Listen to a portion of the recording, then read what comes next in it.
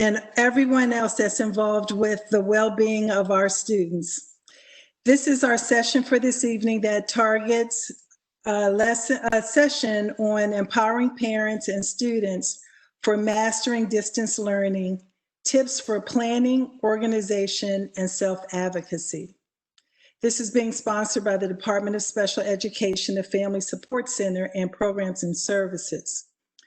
We'll begin tonight, and our plan is to end around 8 o'clock this evening. I'd like to be able to move forward as we have much in store for you tonight.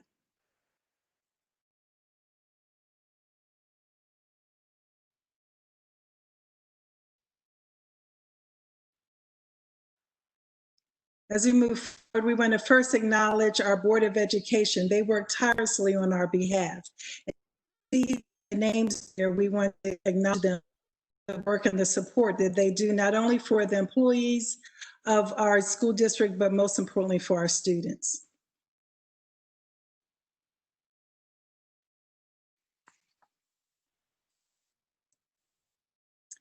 This evening, our session will be recorded and shared publicly. We also want to inform anyone that needs an interpreter that those services are available to you. These telephone numbers were just upgraded and changed this morning on our website, so we want to make sure you have current information. Please take note that if you need assistance by interpreting Spanish or English, you can access either one of those services through the numbers that's on the screen. Also be aware that we will have an interpreter of the American Sign Language on board also, and we appreciate all of their service this evening.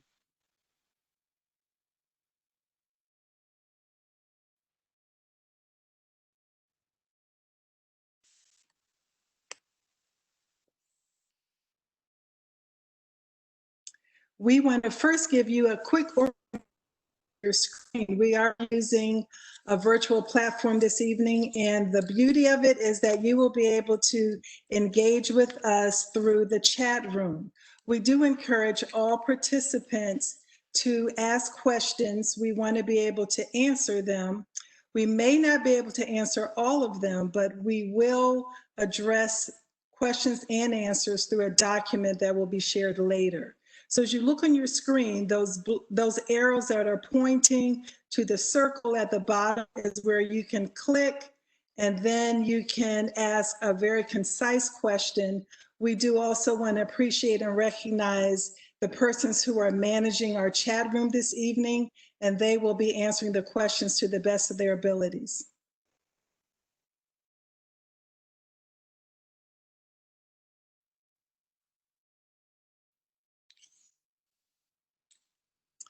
Let's start with creating a session that is interactive, informative, and engaging.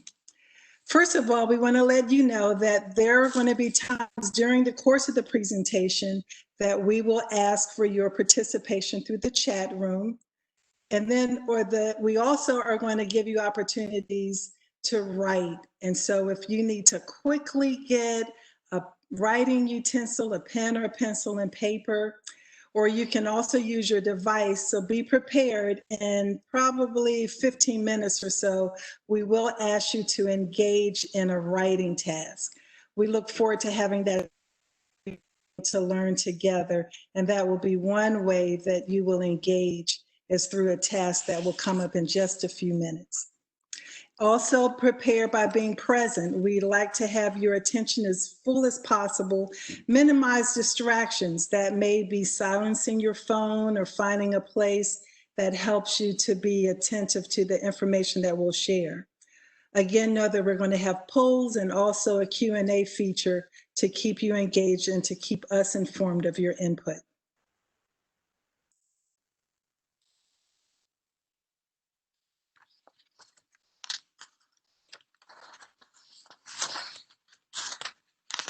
So we're going to start with taking a survey. We want to know a little bit about each of our participants tonight.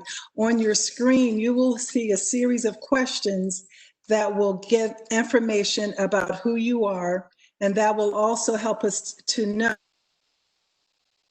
presentations we may be able to design just for you in the future. So we're going to take about a minute or so as we see the answers starting to slow down. We'll move on in the presentation.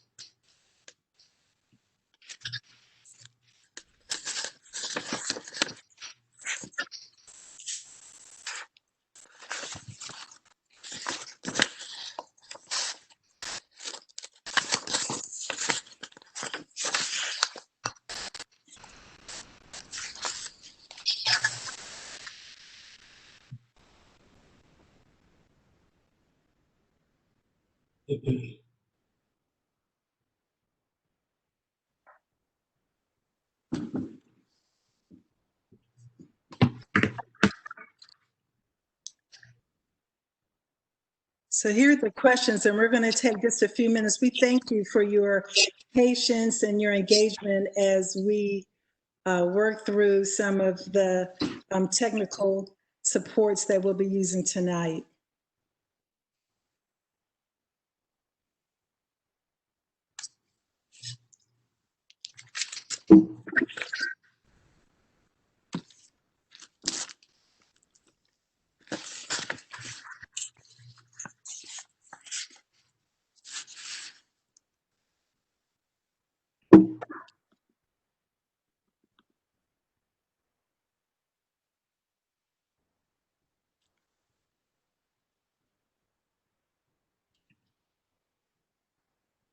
So it looks like our poll may have ended, and we will be able to use the information. Thank everybody for participating in that brief polling.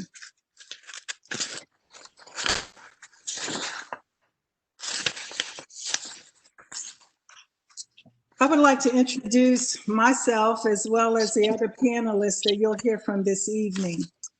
My name is Dr. Dorothea Copeland, and I am the Occupational Therapy Instructional Specialist for the school district. I'd also like to introduce Dr. who is the specialist for the Family Support Center, and she'll come on to say hello to us this evening. Good evening, everyone. I'd also like to introduce Yvonne Lane, who is the behavioral specialist that works with our autism team. Good evening, everyone.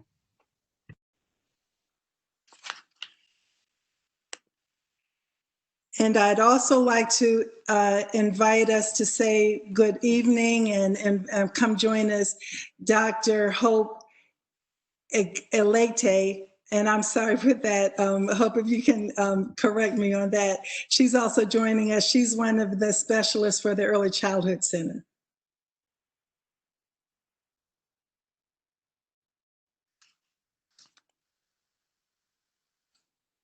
So Hope, if you're able to say hi to us this evening.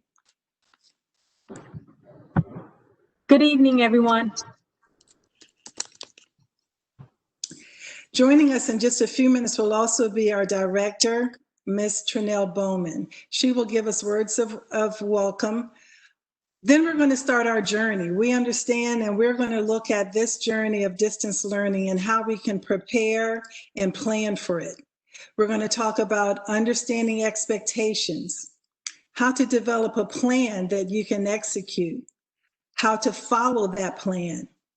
What happens when there are roadblocks? How do you identify the barriers and challenges?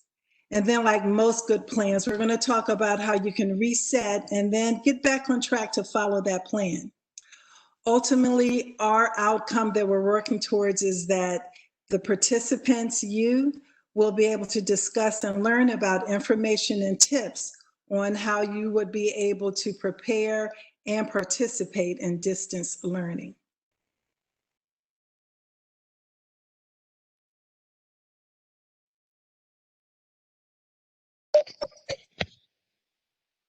Good evening, Yeah. parents, caregivers. Welcome. We're so glad that you've been able to join us this evening. I'm Trinell Bowman. I'm the Director of Special Education. We would like to first let you know that as part of the Prince George's County Public Schools reopening plan, that we did include parents of students with disabilities in our school district. They were your vital representatives in giving input to the plan. This evening, you're going to hear some components of the plan as the presenters progress this evening. But we also want you to know that your building principals will also be giving you additional details and specific expectations as it relates to distance learning at their school. So we do want you to know that tonight we're just going to go over a few components of that reopening plan as part of the presentation, but there will be follow-up opportunities with your principals to provide you with additional information. The other update I'd like to share with you is that Prince George's County Public Schools will be releasing a parent guide. And that was a recommendation that came from our reopening external committee for one of the parents. The parent guide will include information around technology tips, food and nutrition services. There will also be a special section dedicated to special education.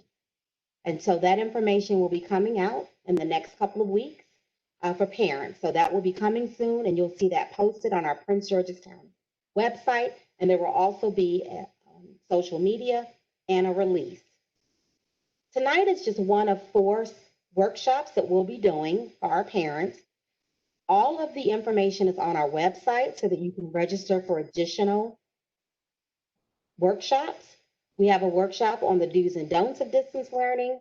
We have a workshop that will also focus on specific programmatic information for parents who may have students that are in special education programs, who may just attend comprehensive elementary, middle, or high school. So you'll get an opportunity to go into breakout rooms to learn more around distance learning and how it will impact your son or daughter. We also will do a non-public parent session for our non-public parents to really give them some information overall about distance learning and how Prince George's County Public Schools will be supporting them throughout the process. We also want you to know that as part of the reopening for Prince George's County Public Schools, we do recognize that we may have to make adjustments along the way. And so we want you to know that we also will be looking into that as we progress during the school year. And we'll have other opportunities to share additional guidance for you after school starts. We have also updated our Department of Special Education website, and we have the link available here on the slide. So we encourage you to take a look at our new website. We've provided information around our Family Support Center and the services that are offered there. We also have a link to our Special Education Citizens Advisory Committee, which is a committee of parents that we meet with on a monthly basis. There's instructional support information, there's information around related services, as well as resources to help you as parents as you think about those services and how you can connect with your students, our students at home with you. The last thing I wanted to share with you is that we're so excited that next week we'll have a new social worker starting as part of our Family Support Center team. And one of the things that our new social worker will be doing is supporting you as parents with parent work groups or work sessions, and as well as thinking through some of the self-care things that need to happen and supporting you through support groups.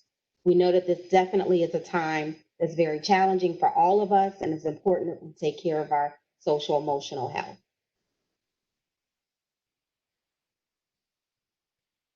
As we think about facing our new reality, if you would have told me a year ago that we will be in distance learning and that we will be providing instruction 100% online, I would not have believed it. Facing this new reality means that we all must come together as a one community and work together as we face this pandemic. We want you to know that we're here to support you and do the best that we can to implement the special education services for our students. We're going to provide you with resources, we're going to provide you with tools, but I want you to know that as a community, we're in this together. We also know that this pandemic has affected all of us. I've not talked to one person or one family member where they have not been impacted. And over the summer, I have had the opportunity to talk to over 60 different parents regarding the pandemic and how it has impacted their children. We want you to make sure that you take care of yourself, take care of your family, definitely thinking about your mental and your physical health. We know that we cannot take that lightly. So I encourage you, whatever is helpful for you to be calm. Is it breathing exercises? Is it meditation? Is it walking? But just making sure that we focus on that and helping our children as well is so important during this time. But again, we want you to know that we're here to support you and we're here to provide you with the information that you need, but also recognize that sometimes we may have to make adjustments. And so we appreciate your flexibility and know that we're here to support you.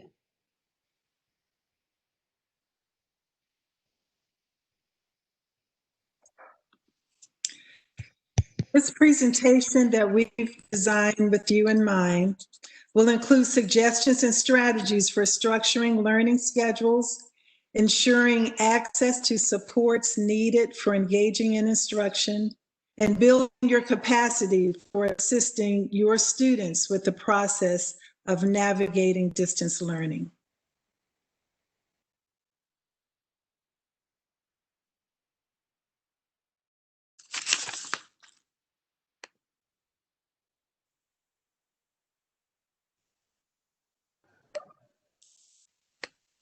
It is time for another quick poll. We would like to capture some information on your family's experience with distance learning. This information will be helpful as we go through the presentation and plan for future sessions throughout the school year.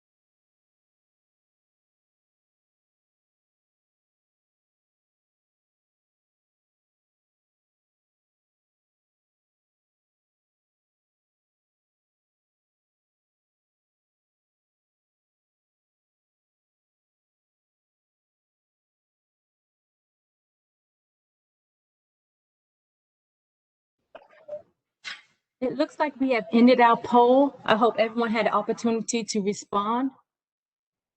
Thanks for participating. Now that we have a better understanding of your experience with distance learning, we will discuss the IEP process. New for the 2020-2021 school year, there will not be a separate individualized continuity of learning plan. We will utilize your child's current IEP. We understand that some IEP meetings were not able to occur prior to the end of the 2019-2020 school year. Therefore, all overdue IEP meetings and upcoming IEP meetings will be scheduled as soon as possible. These IEP meetings will be held virtually and conducted Monday through Friday.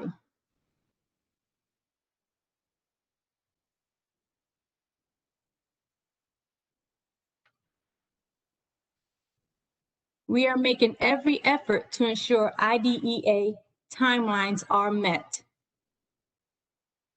If specific IEP services cannot be implemented due to the virtual learning format, an IEP meeting will be scheduled to discuss the next steps.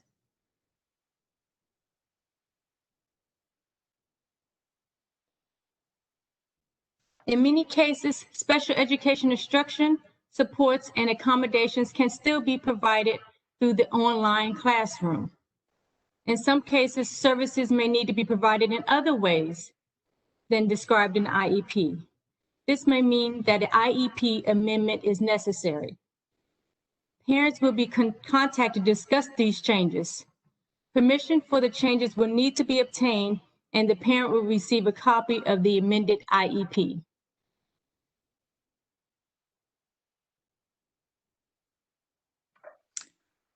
Thank you, Hope, for that information. And when we think about it, and when we think about this whole piece of where we're going, we can think of it as a journey. You know, a journey is when we're traveling from a familiar place. And for us, it's the familiarity of the educational process, being in a school building, interacting with our colleagues, our friends. And we're leaving that to a new place that's less chartered, and it is a new way of learning through technology. So like many journeys, we may run into roadblocks or other obstacles that may cause us to momentarily detour. And we want to be able to use that same analogy as we proceed tonight, as we look at the different steps of this journey, understanding the expectations. We want to help you with developing a plan for your student, how to follow that plan, and then also how to recognize some of the detours or those roadblocks that may come your way, and then also help you to know how you can reset and follow the plan.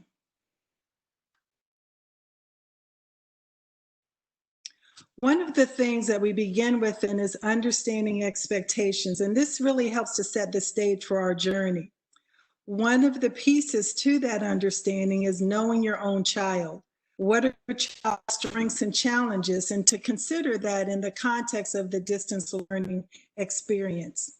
How well does your child follow directions? Can they follow multiple directions, one-step direction? Does it help if they follow auditory or verbal directions, or are they better with visual directions? How well is your child able to stay focused, particularly when there's multiple tasks that they have to do, or maybe in an environment that is your natural home environment where there may be noise or there may be movement? How familiar is your student with the technology that they will need to access? And using materials is another task that you think about with your own child. What are their strengths with gathered materials, putting them in order, putting them in a place where they can use it? How well can they manipulate materials? Managing time. This is a big one. How well is your student able to get things done in a timely manner, or hold their thought while they work on one thing, knowing that something else is due maybe in the next few minutes or the next week or so? Physical endurance is something that is new to us, maybe to think about. How long is your child able to work before they get tired or before they fatigue? Setting goals is an important skill that we want for all of our students, and this is challenging for some more than others. Are they able to say, this is what I want to be able to accomplish today, or this is my goal for this week? Self-monitoring how they are participating. For many students, this is a challenge. And being able to do all of these things, or knowing your child in all of these areas, will help you to establish a meaningful plan and a realistic plan for them.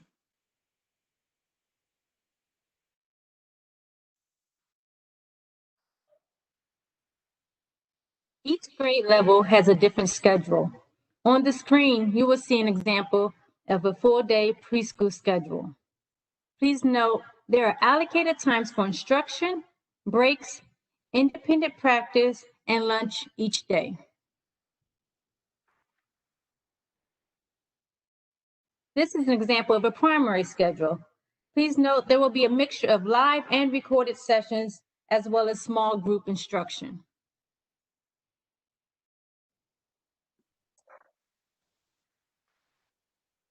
And our last example for schedules, this is a middle school schedule.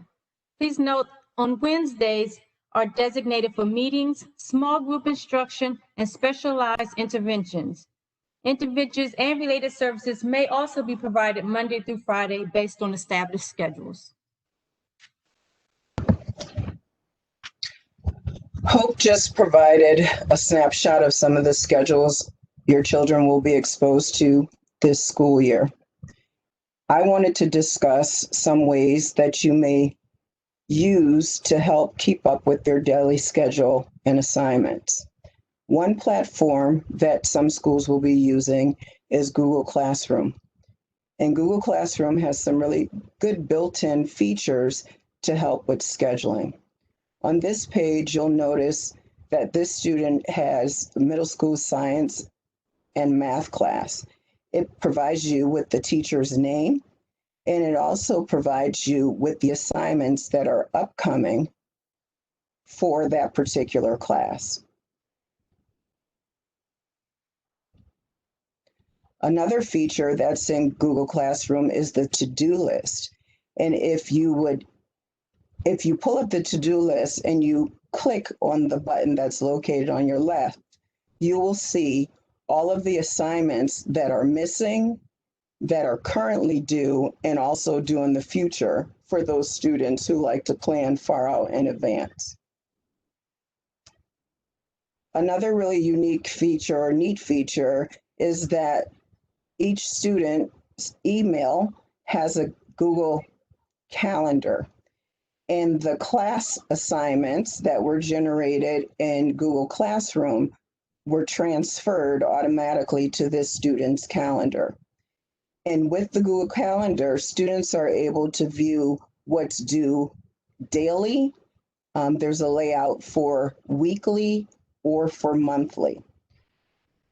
So whatever works best for your student, these are some things that you can explore. And I know Dorothea is going to be speaking next. I just wanted to note that we've looked at some of the feedback in the chat, and individuals are stating that the polls are not staying long enough, and a poll is coming up shortly, so we'll make sure that we extend that time a little bit.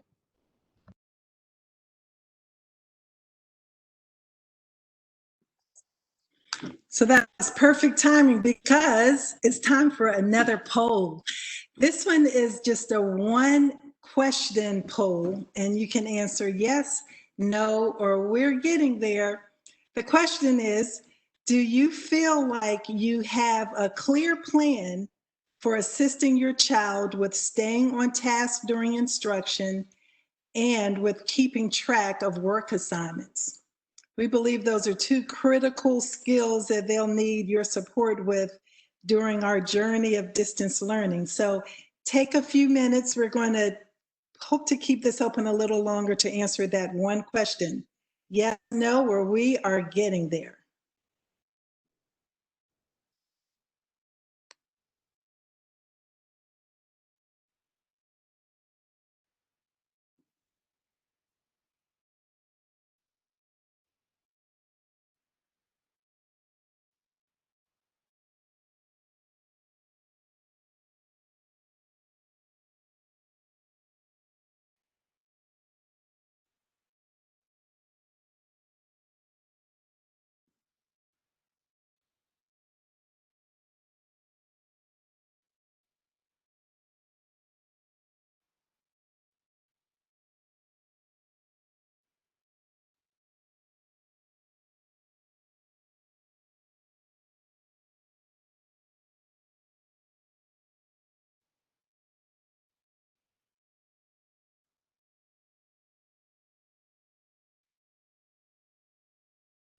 Okay, it looks like the poll has finished or is winding down, and we will come back to revisit those results as they become posted and available to us.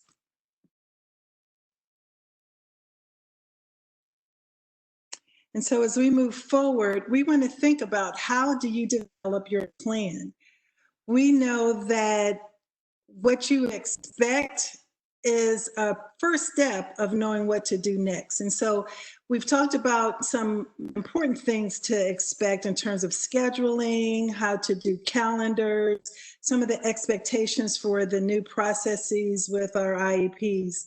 And so we know that now that we learned about some of that, we want you to start thinking about how will you prepare and how will you plan for ways to keep your child engaged in their learning activities. And so we have developed a get ready for school checklist. This is something that you can start to access even now And as a reminder also that a lot of the resources that we're sharing during the presentation will be part of a folder, an electronic folder that will be shared, and you'll hear more about that before we close. So as we look at the checklist, there's multiple things on here, and just to highlight a few, one is to begin to create a workspace for your child. This is something that we actually will have a presentation on over the next, I think, few days or so. Think about the calendars that Beth just walked us through. Know that your Wi-Fi is reliable. There's a long list, but the one that's highlighted is one that we're going to spend time on this evening, and that is develop a plan for keeping your child engaged. Again, those two critical skills, how to support them with being on task and also completing assignments. There's a list of questions for you to consider, and then we're going to give you some of those resources as we move forward this evening.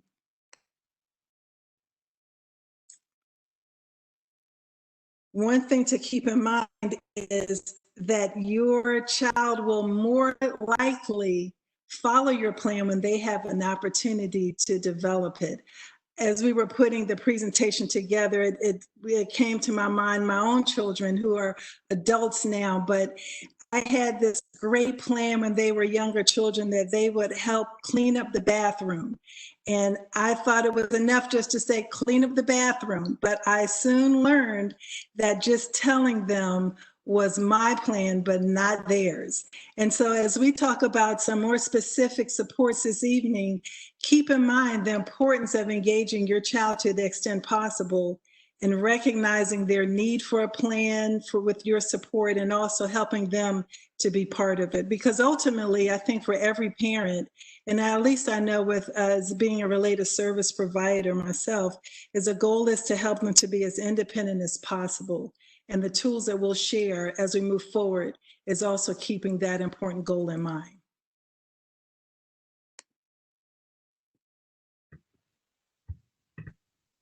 So your plan is essentially a task list or a database of tasks to be fulfilled.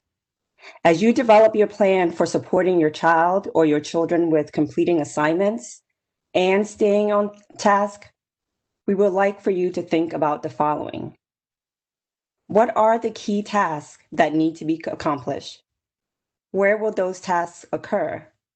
The order of the steps needed to complete the task? How you will communicate your assistance to your child? How will your child have a voice or be an active participant in developing the plan? And finally, what supports will you need to accomplish these tasks?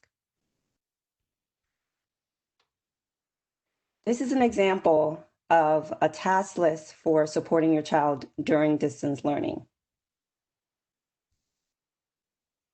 The task list is not exhaustive, but it includes very critical steps that are necessary to make sure that your child or your children are successful.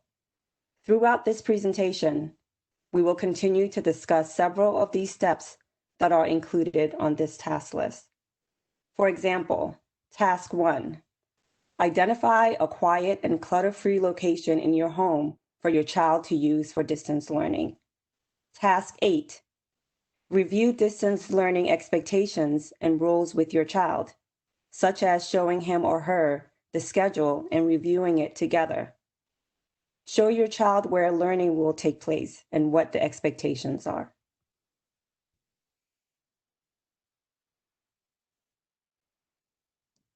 A task list is the bigger picture of all those major skills that you want to teach your child. A task analysis are the specific steps in teaching a skill within that task list. While creating a task analysis, you want to consider the following.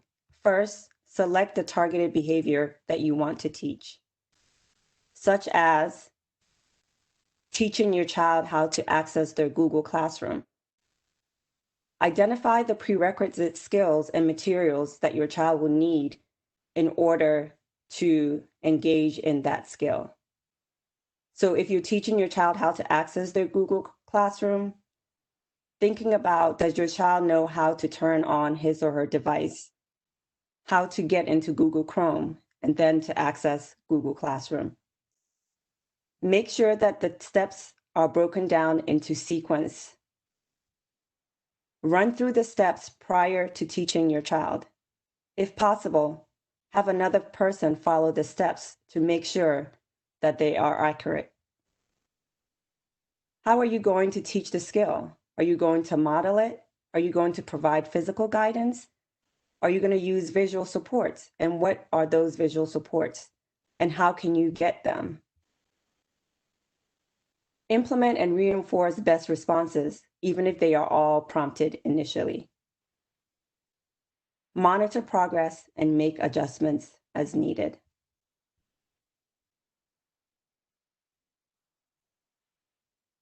Now let's create a task analysis. Think about your child and the current situation with COVID. Create a task analysis for your child to wash his or her hands. You will have 5 minutes to complete this task. Sorry, 1 minute.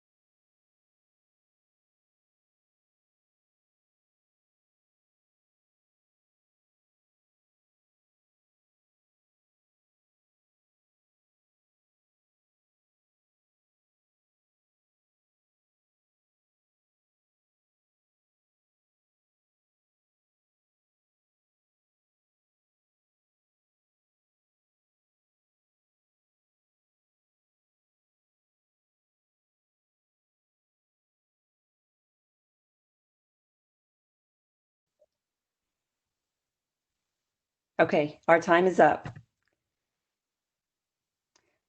Looking at the task analysis, this is what I created for my children to use to follow as to washing their hands.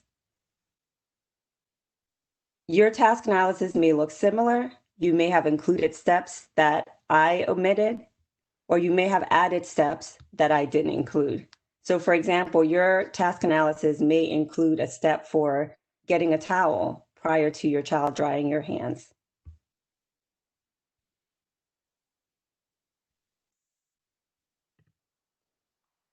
We are now going to watch a video of a task analysis in action. As you watch the video, notice how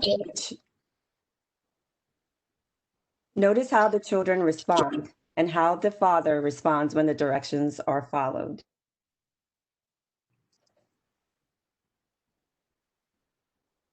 You're not making any sense. Johnny ruined it on purpose. You know what? I'm hungry. I could really go for a peanut butter and jelly sandwich. Do you guys think you can write down some instructions and teach me how to make a peanut butter and jelly sandwich?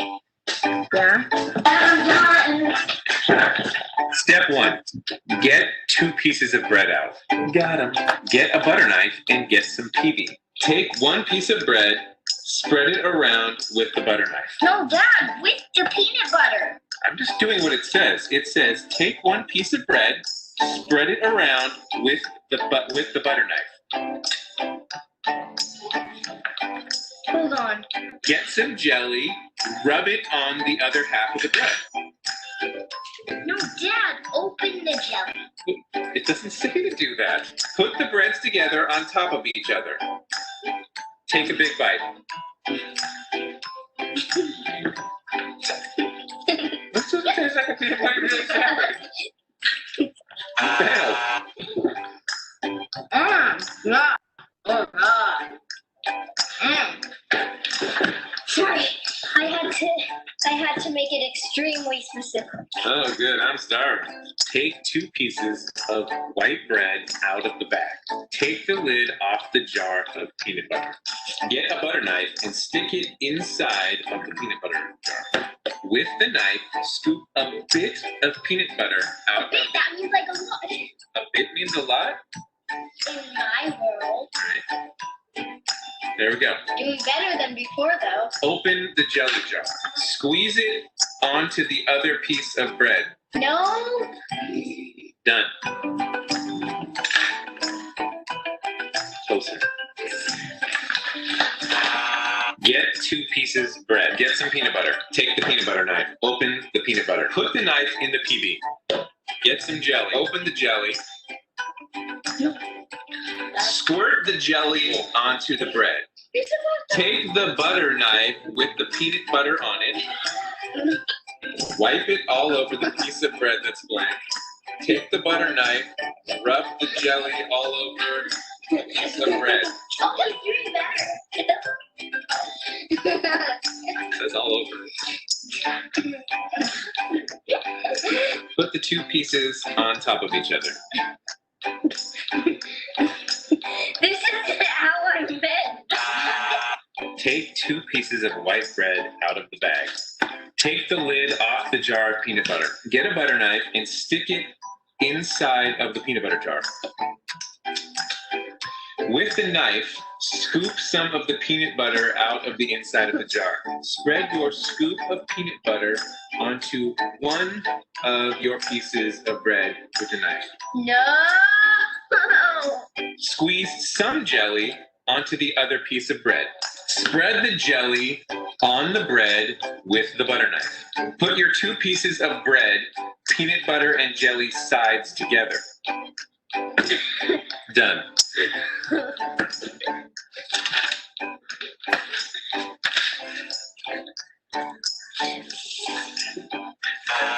Get 2 pieces of bread. Get some peanut butter. Get some jelly. Open the peanut butter. Get a butter knife. Put the butter knife in the peanut butter. Take the butter knife out of the peanut butter. You did it wrong. Take 1 piece of bread and take the butter knife that has the peanut butter on it, spread it all over the top of the piece of bread.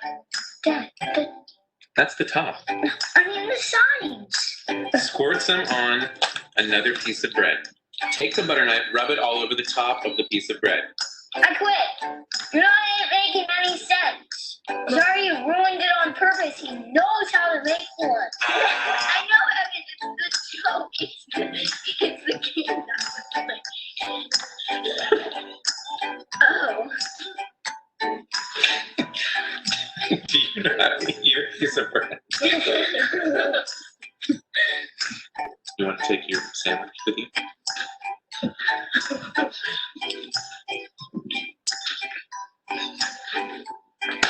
I edited a bit. Take 2 pieces of white bread, take the lid off the jar of peanut butter, get a butter knife and stick it inside the peanut butter jar. With the knife, scoop some of the peanut butter out of the inside of the jar. Spread your scoop of peanut butter onto the face of one of your pieces of bread with a knife. Squeeze some jelly onto the other piece of bread. Spread the jelly on the bread with the butter knife. Put your 2 pieces of bread, peanut butter and jelly sides together. Done. Now eat it. Not the best, Well, you made it. but So. I think it qualifies. And it's a win. Woohoo!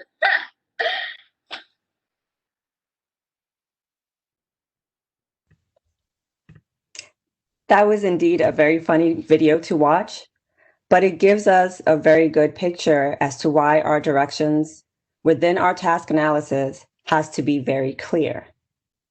As you follow your plan, know that you may need to make many adjustments. You will know this when your plan may not have gotten the outcome that you expected. As shown in the video, adjust your plan, follow it, and reset when needed. So as we go through the next couple slides, we wanted you to take a minute to think about some of the academic and school-related issues that arose for your child during distance learning. We want you to think about what the challenges were, what worked for you, and what you did to turn it around.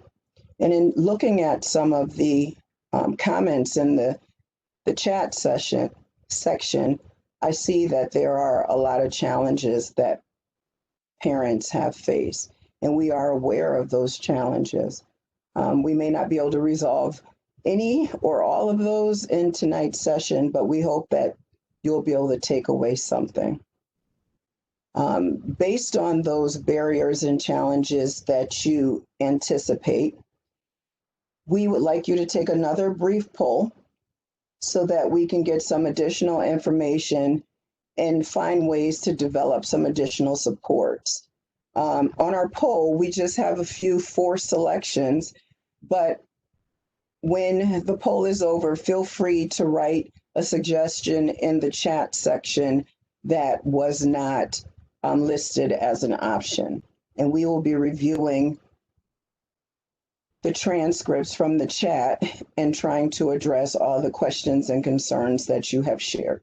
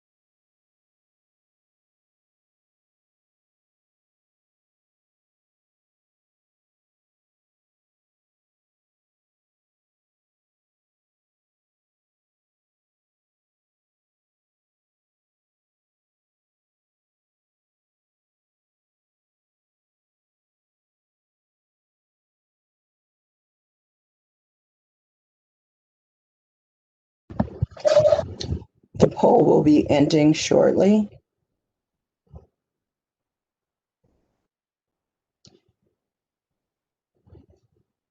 So one of the challenges and barriers that parents may face are with respect to technology.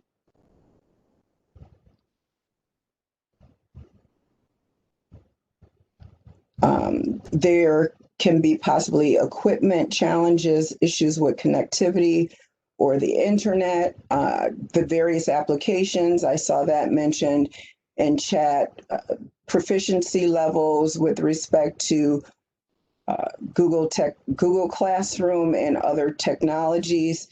One technology issue that we experienced was that we had initially sought to use Zoom as our platform. And when we realized that we had a lot more people register than anticipated, we had to switch to another platform. So for a lot of us, this new platform was new. So we had to do a lot to get prepared for today. Training is one of the things that's critical, training for your students, hopefully that teachers can provide, and also getting some additional information yourself. One great source is YouTube.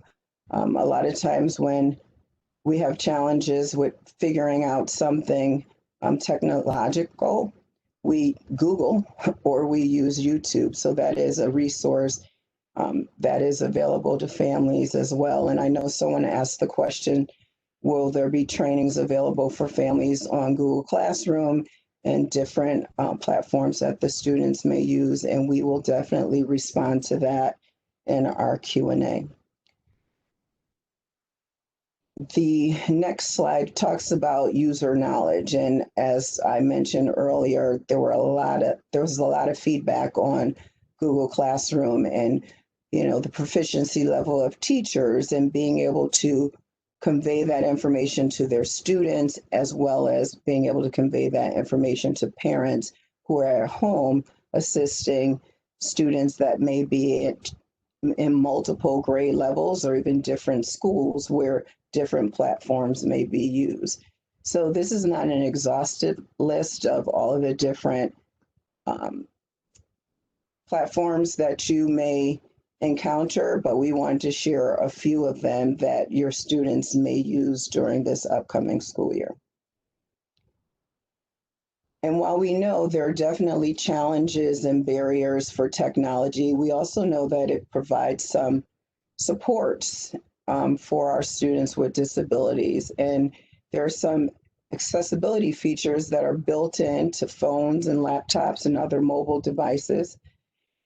There are read alouds or text to speech features that can help struggling readers. And then there's speech to text features that can help struggling writers. On the YouTube video that we just watched, there's a feature where you can slow down the playback speed if your child has been assigned a video to watch and you wanted to ensure that they were understanding the information that was presented. So in the link that is highlighted and underlined above, you can actually click on that document and it will take you to a one-pager on how to access some of the assistive technology features that are built into the technologies that you already have available.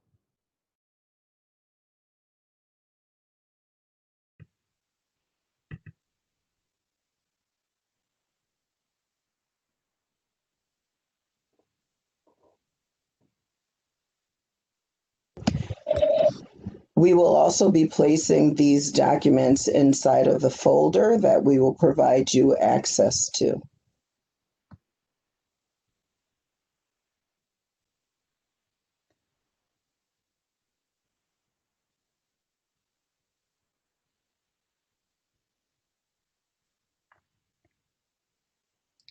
In addition to technology supports, also consider supports to teach your child rules and social etiquette that are expected during instruction.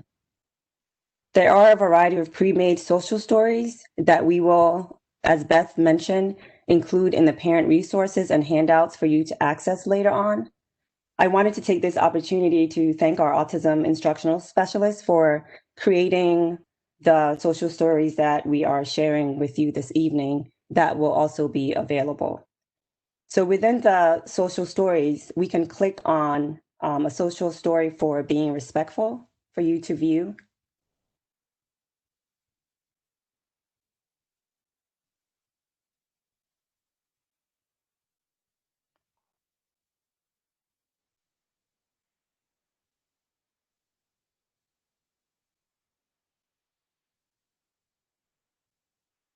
These social stories can be printed out for your child to review, or you can have your child access them on their device.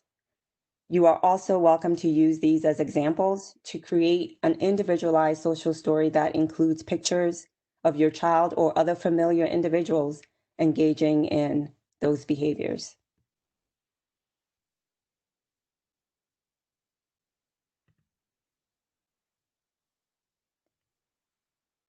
We all have examples of behaviors that we have observed our children engage in during distance learning.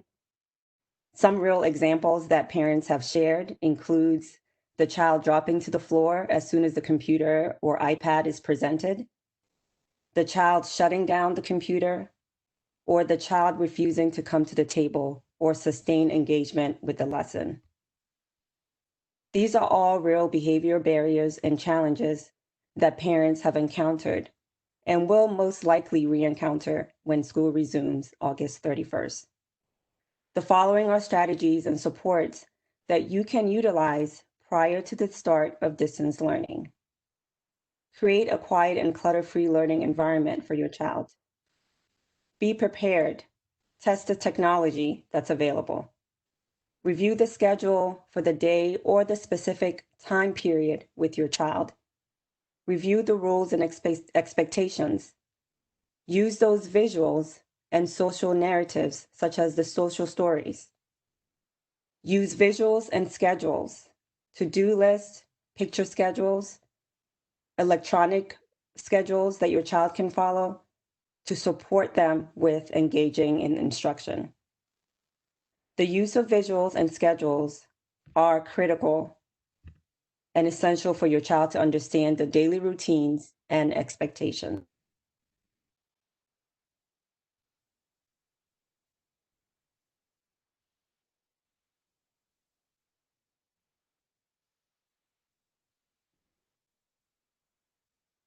This is an example of a social story for getting ready for the new school year that can be utilized with an elementary student.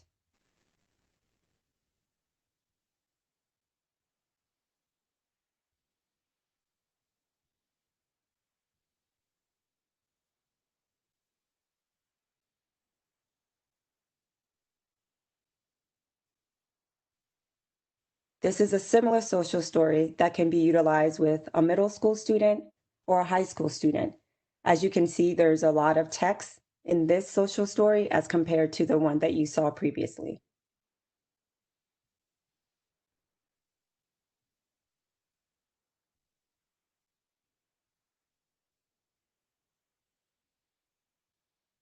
During instruction, make sure that you are in close proximity to your child or plan frequent check-ins with your child. Have those visuals available and reference them to support your child with remaining on task. These visual supports can include first-then boards, timers, what your child is working towards, their schedule for that block of time. All of these visual supports can be provided by your child's teacher. We will also include some of these visual supports within our resources for parents. Remember to build in movement breaks based on your child's needs. Please do not force your child to push through the lesson if they are having behavioral difficulties. Provide frequent reinforcement by letting your child know that he or she is doing a good job, such as pats on the back, thumbs up, or just a simple smile.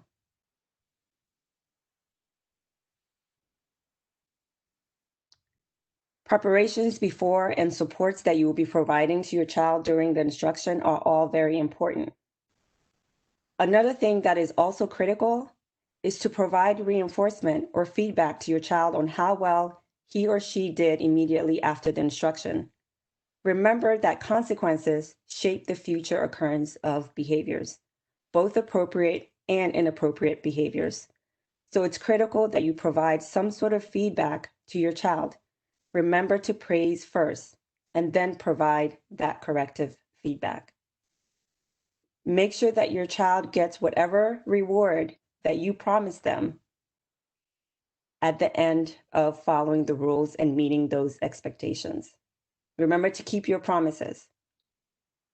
Reflect on the barriers and challenges that occurred during the instruction and have a plan for the next lesson.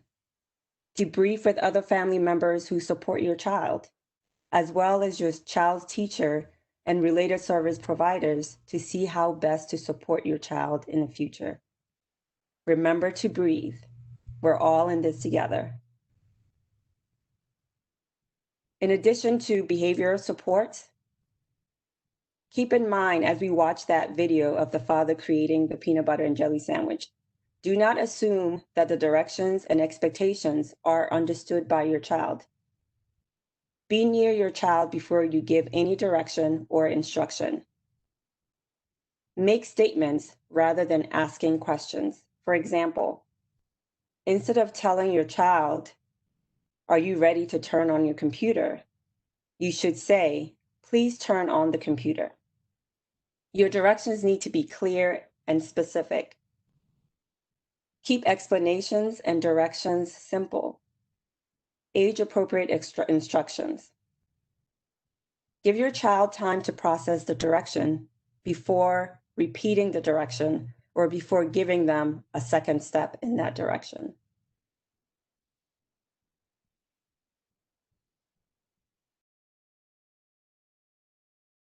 So we've heard about the importance of checking in with your students throughout the day, of being able to structure their learning tasks. We've gotten some really good information about how to do a task analysis and really the importance of not just telling your child what to do, but also many times showing them what to do. We talked a little bit about the importance of keeping the student, your child, the center of our plans, the center of our preparation for distance learning. And so we think about all of the emotions that they may be feeling also during this time of distance learning. This is all new to them as well. I know many people say, well, children know technology, this will be easy, but in many ways it's a challenge. They're working environments when they are alone, their peers are not there to model from. Parents, the reality, you know this better than I do, that many of you are working while you're also trying to support your child. It is a time that it can be easily frustrating for parents and child. And I was looking in the chat and saw one parent gave the example of how she and her daughter came together during lunchtime. And that's when they did the Zoom lessons. They had their own boundaries and that was their time to meet up. That was one way it sounds like you both were able to keep your sanity through this process. And so we want you to know that we recognize the magnitude of the support that your students may need and you may need as well. Checking in emotionally is another tool that we want to give you to put in your toolkit on this journey of distance learning. And this gives you an example of what that might look like for some students. Many students may need a visual to be able to recognize how to match their emotions with how they feel in words. And so a visual tool like this is something also that will be part of the toolkit that we are going to share at the end of the presentation to talk about how that'll be made available to you. But that emotional check-in is also an important part of your journey. So think about before the school day begins, how are you feeling today? How are you doing maybe during that most challenging part of their day? And then after school is over, those emotional check-ins will be a way that your child also will learn self-advocacy. So we're giving you tools that you can help advocate, but also for your child. Let them know and help them to understand the importance of recognizing how they are doing with their school day and to know that that's the first stage of them being able to advocate for themselves. Besides using visuals like this, and we'll also include other resources where a student may benefit from having a 5-point scale. One is so grade 5 is I'm doing wonderful, and we will give you some of those tools also as examples. Other students may be able to use their own. Just having a visual will help to cue them and also cue you on how they are doing with their school day.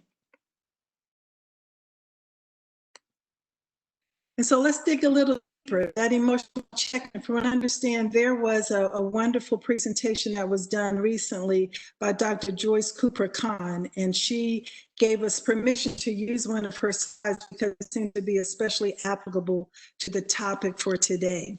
And so when you emotionally check in, one of the points, and we're just piggybacking and actually using examples that are probably going to be relevant to your needs during this distance learning. You may say to your child, you seem worried today, or you seem frustrated about what's going on. You really look like you're feeling bored right now. But giving words to the feelings, again, are the first step of them being able to have a sense of self-awareness and know that there's actually words or pictures that go with that feeling. Ask questions to understand what's going on, what happened. You want to understand what's going on with them because they may not readily be able to express that on their own.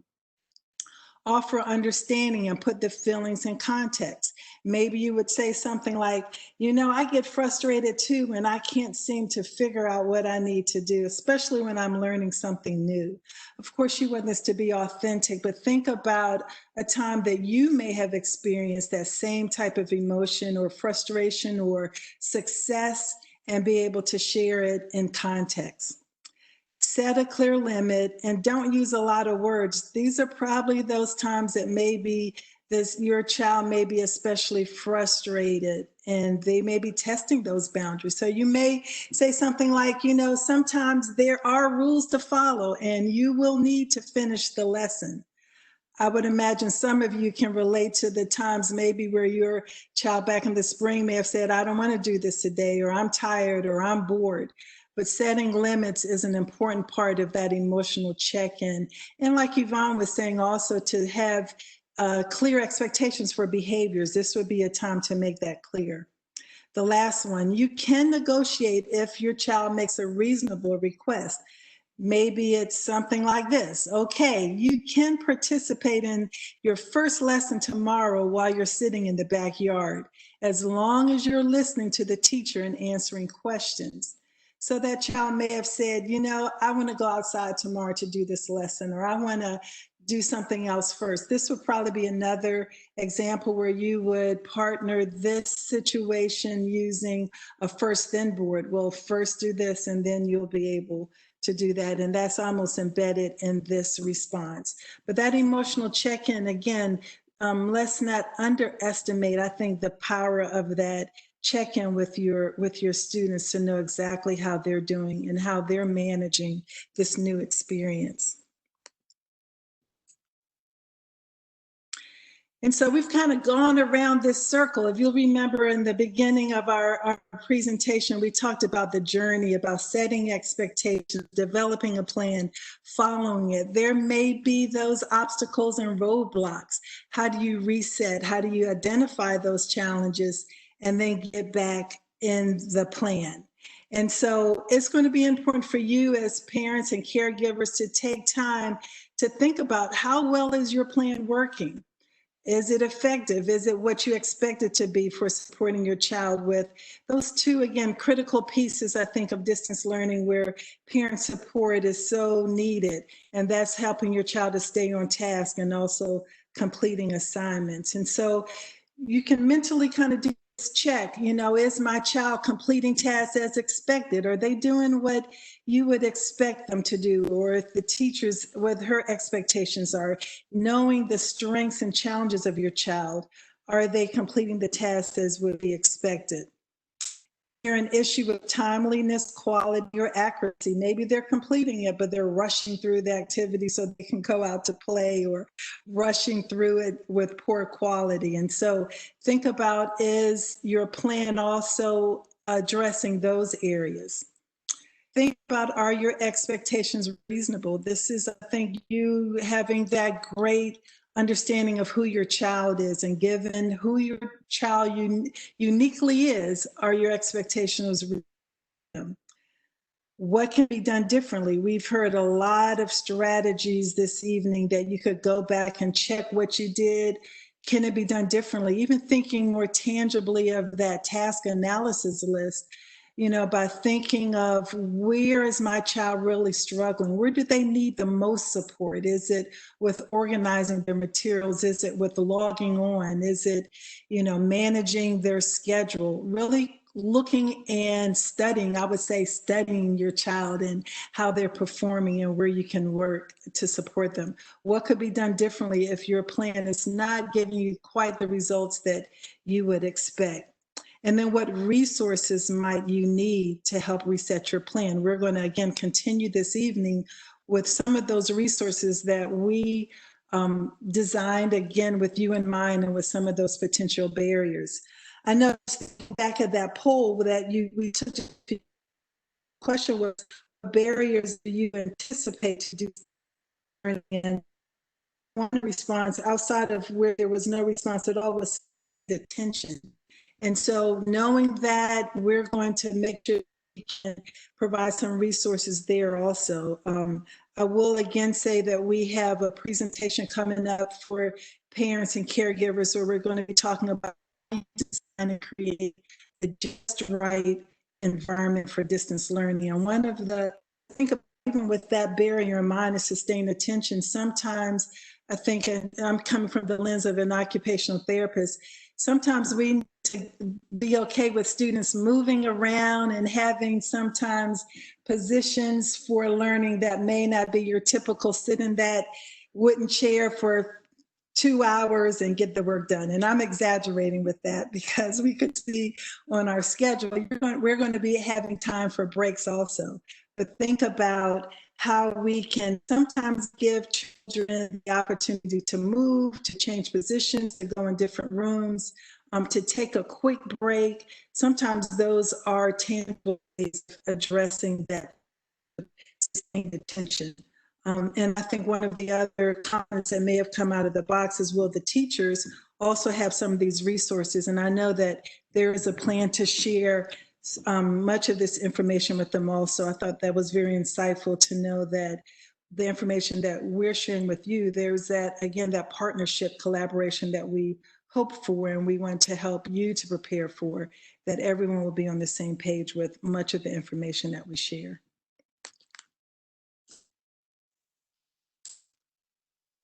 Thank you, Dorothea, for helping us along the journey. It is important to understand that every child learns in a different manner.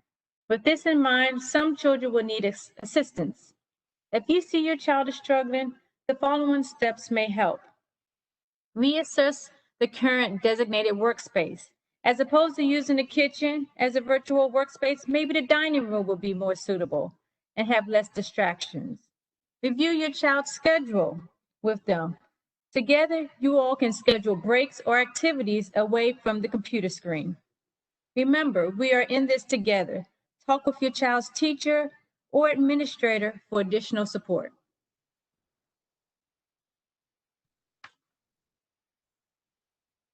Not only can children experience difficulties with distance learning, but we as parents can struggle too. Reach out to your child's teacher, counselor, or pupil personnel worker for support. When reviewing your child's IEP, note any modification, accommodation, and supplementary aid. Your child will still need these supports to be successful in the virtual classroom. Stay connected and attend virtual workshops and trainings. To support technology issues, the Prince George's County Public School system has established a parent support center.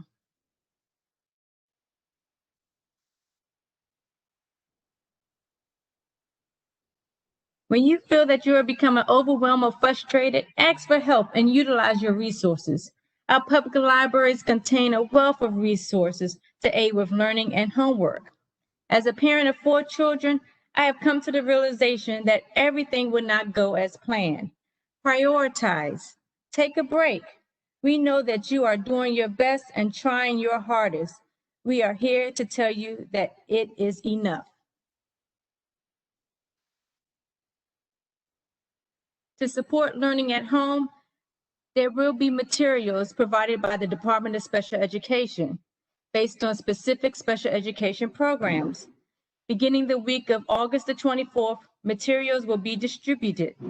Please note that some materials may not be ready the week of August the 24th. Parents will be contacted and once resources are available for pickup.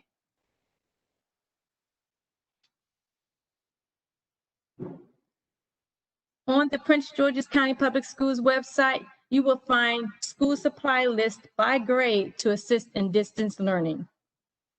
In addition, computing devices will be distributed to all enrolled Prince George's County Public School students, from our infants and toddlers to our 12th grade students.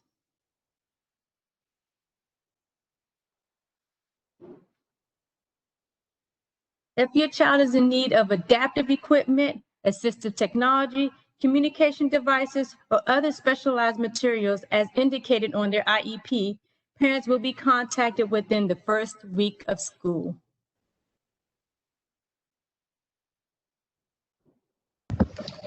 So just from viewing the comments that you guys are placing in the Q&A section, understand that there's still a lot of unanswered questions. We anticipated that. And one of the ways that we want to support you with getting those answers is to provide you with a list of who to call in special education. So on this page, we provided a link to the document, and based on the type of question that you may be having or the concern that you may be experiencing, it will direct you to potential contacts. This document will also be accessible through the PGCPS Parent Distance Learning Handbook. And we also wanted you to know that all the resources that we discussed this evening will be available in a Google Drive, and the link is there. We will also send you the PowerPoint. The link will be completed in the next 24 hours or so, and additional resources may be added as well based on the questions that you all have submitted, questions and comments that have been submitted in chat, and we'll need some time to get those resources in there. And I know someone else asked the question about whether or not some of the materials can be made available to families at home. And one of the things you can do is send an email or contact my office, the Family Support Center, and we'll work with you to try to get those documents out to you.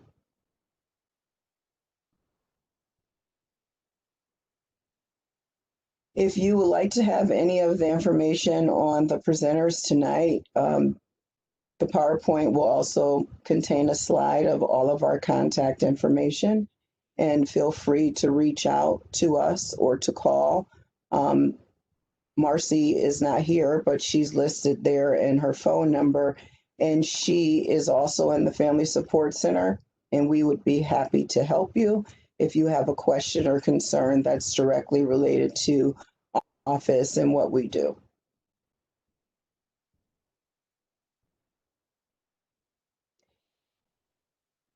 So we know that there are a lot of questions that went unanswered, and our intention was not to slight anyone. We knew that the volume of questions would be difficult for us to answer them all, and our goal is to go through the transcripts and provide written feedback.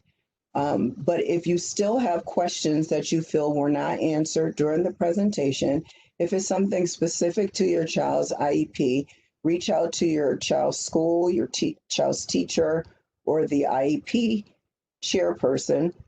If it's a question that's related to special education distance learning, you can reach out to our email address for general questions, or you can consult the special education section of the parent guide.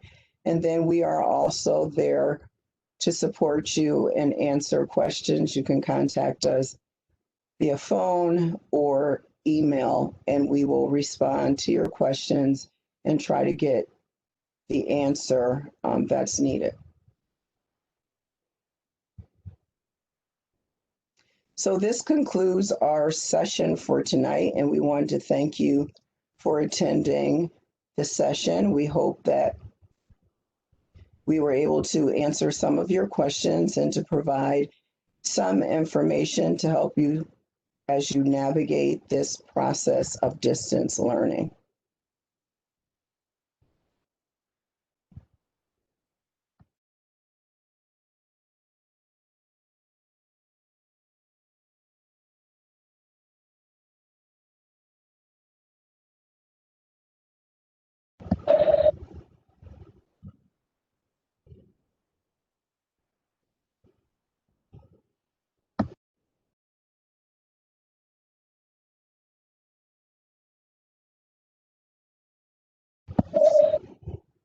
Ms. Bowman, I didn't know if you wanted to make any closing remarks or if we'll just conclude our presentation.